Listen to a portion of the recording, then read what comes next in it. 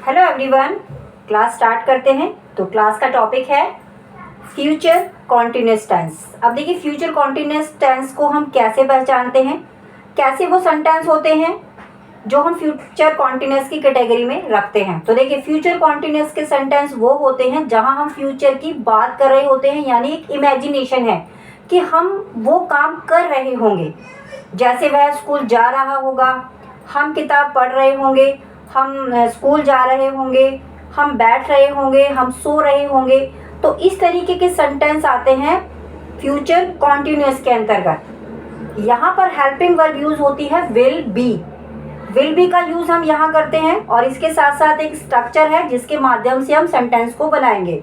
तो देखिए, स्ट्रक्चर क्या है, subject plus will be plus verb की first form plus I N G plus object. तो ये वो स्ट्रक्चर है जिसके माध्यम से हम इस सेंटेंस को क्रिएट करेंगे।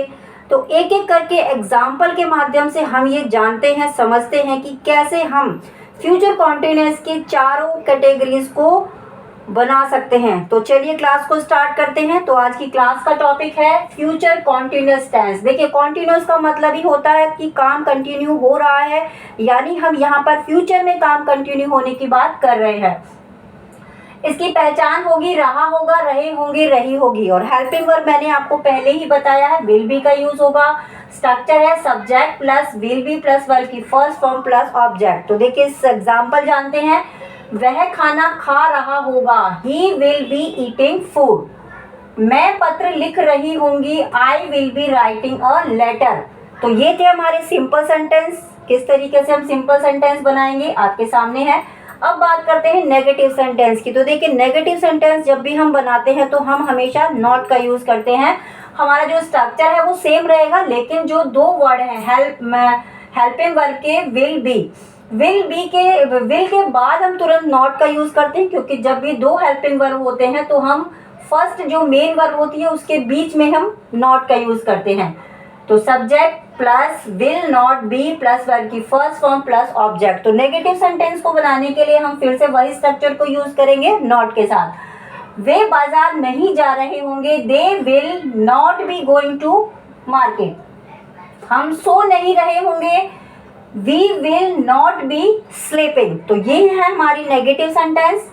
अब बात करते हैं इंटेरोगेटिव सेंटेंस। तो देखिए, मैं हर बार आपको बताती हूँ कि इंटेरोगेटिव सेंटेंस दो तरीकों के होते हैं। एक तो वो होते हैं जो WH फैमिली से स्टार्ट होते हैं और एक वो होते हैं जो हेल्पिंग वर्ब से स्टार्ट होते हैं। यानी जो सेंटेंस हमारे क्या से स्टार्ट होते हैं, जिसमें हम प्रश्न पूछते हैं कि क्या वह स्कूल जा रहा होगा, तब हम यूज करेंगे हेल्पिंग वर्ब का।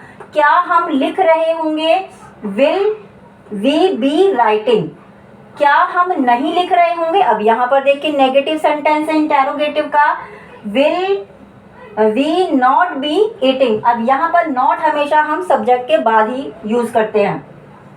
WH फैमिली से इंटेरोगेटिव सेंटेंस देखते हैं, वे घर क्यों जा रहे होंगे, why will they be going to home.